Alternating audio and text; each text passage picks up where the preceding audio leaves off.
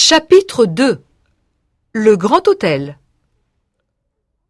Sur le quai de la gare, Caroline et son oncle s'embrassent, heureux de se retrouver. Ils se voient si rarement, seulement aux réunions de famille, et il y en a si peu. Puis, ils montent en voiture pour rejoindre l'hôtel.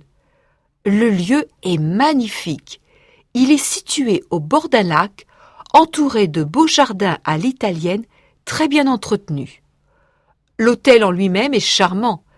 C'est une construction qui date de la fin du XIXe siècle, de style Belle Époque.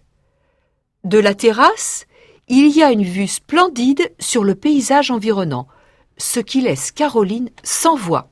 « C'est beau, n'est-ce pas ?» lui dit son oncle. « C'est très beau » répond la jeune fille. « Viens, je vais te montrer ta chambre. Écoute, demain c'est mon jour de repos, et je veux en profiter pour te présenter le directeur. Ensuite, si tu as envie, on peut faire un petit tour en ville. Qu'est-ce que tu en penses ?» C'est une super idée. Je ne connais pas du tout Genève. Maintenant, il se trouve au dernier étage du bâtiment. Il parcourt un long couloir. Georges s'arrête et fait tourner la poignée de l'une des nombreuses portes qui longent le couloir. Voilà ta chambre. Elle n'est pas très grande et pas aussi luxueuse que celle des clients, mais regarde un peu par la fenêtre. Tu as une très belle vue aussi sur le lac. Caroline se précipite vers la porte-fenêtre. Je suis vraiment très contente. Bon, installe-toi tranquillement. Et puis quand tu es prête, tu viens nous rejoindre à la cuisine, d'accord ? Le lendemain, son oncle lui présente Monsieur Grandin, le directeur de l'hôtel. C'est un homme élégant et assez sympathique. Il lui parle des activités quotidiennes qu'elle doit faire, aider le personnel à la réception, dans les cuisines, participer au nettoyage. Caroline l'écoute attentivement. Tu comprends, il est nécessaire d'avoir une idée bien précise du fonctionnement d'un hôtel. Finit-il par dire. Je vous promets que je vais faire de mon mieux.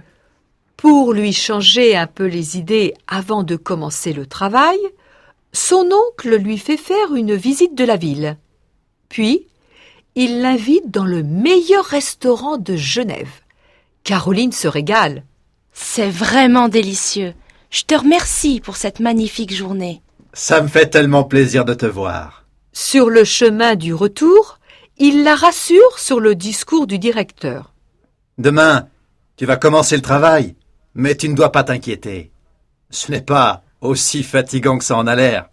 C'est même assez amusant d'observer les clients de l'hôtel. Il n'y a que des gens riches.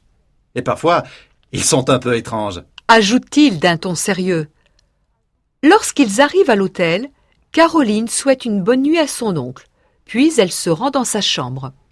J'ai trop mangé et trop bu. Demain, il faut que je demande à mon oncle si je peux profiter de la salle de sport de l'hôtel pendant ma pause. Et elle s'endort, enthousiaste et rassurée.